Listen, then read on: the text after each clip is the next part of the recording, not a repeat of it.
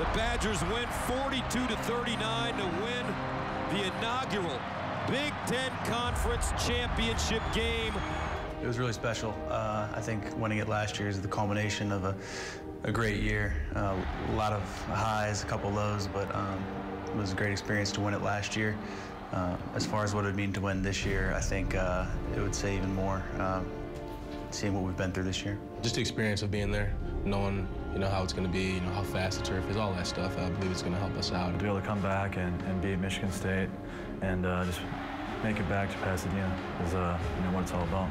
And just one thing I remember from that game is the environment. It kind of felt like a bowl game. It was kind of the ideal thought of what a championship game is. Everything, the environment, lights, cameras, fans screaming, it was perfect.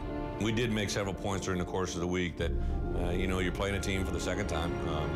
You got to take into account what happened in that first game, be your own hardest critic, players and coaches, and then to have the opportunity to win it the way we did and to play in an environment that Indianapolis has was an incredible, probably one of the most rewarding experiences for me as a coach.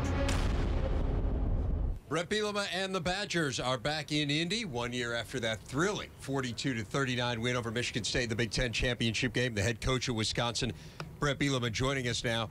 And, Coach, we heard your players talking about the experience of playing in and winning that game last year. To what extent have you used what you learned last year, that experience, as a blueprint for this weekend? Well, big time. We switched locker rooms. Last year we were the visiting team. This year we're the home team. But otherwise, everything is status quo from where it was a year ago. And we did play up to our guys, just the atmosphere here in the stadium, being out here for practice today. A little bit different with the end zones. You'll have a lot of people in the end zone down on this side. So our players have referenced that all week, and I think it's an advantage for us. Bret, I got to ask you, most team players and coaches, they work year-round for a chance to get to the Rose Bowl. Back-to-back Rose Bowls, a chance for a third Rose Bowl. Does it diminish at all? No, I think probably this year it might, because of the way we've gotten here, enhanced it. We've tasted it. We want to be back. We've said since last January we want to get back to Indy. If you get here, you have a chance to go to the Pasadena, and that's exactly what we've done. Coach, we've often said in studio this year that your defense is underrated, maybe underappreciated. How good is this defense compared to all the other defenses you've had since you've been the head coach? Coach, it's the best one I've had, hands down. I always kind of reference them. They're kind of like the Bad News Bears. They come from everywhere. No one really knows their names, but they play well. They play well together, and that's an important thing. And, they've done it against our conference, throughout the course of the year, and they've gotten stronger, and we're a little bit healthy, which should help.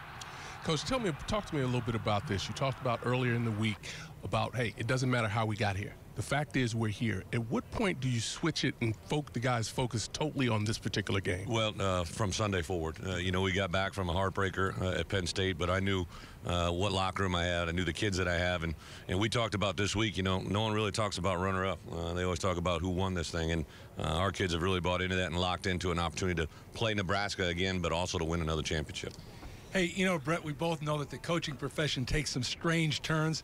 Go back to Iowa. You and Bo there at the same time. Did you ever envision that you would face him for a championship? I was scared of him. He used to yell at me. I just kind of did whatever he asked. And then as our profession started to grow, he obviously advanced. I began to advance and do come from kind of the same background defensively and stuff. So it's been fun. He's a guy that I really enjoy and I'm happy to have in the conference. And obviously a lot of great respect on the sidelines.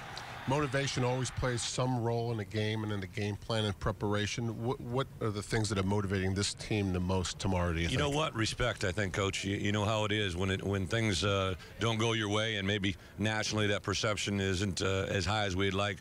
Obviously, the last couple of years we've had a higher ranking, and to be a 7-5 football team that's been knocking on the door in all 5 of those losses. But, we always say to our kids, sometimes you got to go through some really bad days to get to a great day. Hopefully a great day is coming on Saturday. Could you give us an update on 2 key players? You talked about Jared Abbrederis on the offensive side and Chris Borland on the defensive side. How are those guys feeling today? Abby has been with us all week. He practiced full go from Wednesday on. We'll get him involved just as he normally is, but a kid that was key to our game plan, obviously. And then Chris Borland hasn't been here the last 2 weeks, and he's been practicing all week. He's a guy that we were doing a half-speed tempo kicking drill the other day, and he was going full speed, and it didn't work out too well. So I think he's ready to roll, and we'll be excited to see him out there. Trying to become the first Big Ten team in about 25 years to make it to 3 straight Rose Bowls. How much are you trying to pound that into the team and using that as incentive this week? Well, we always talk about, we stand on the shoulders of those who came before us, and at Wisconsin, it's an understanding that your place in history is up to you. And this year's team can do something that no one else has ever done. No one's ever won 3 straight Big Ten championships at the University of Wisconsin, and our guys understand what this week means and what tomorrow night's opportunity brings us. Hey, Bret, this might be a sore spot, but what do you think of overtimes?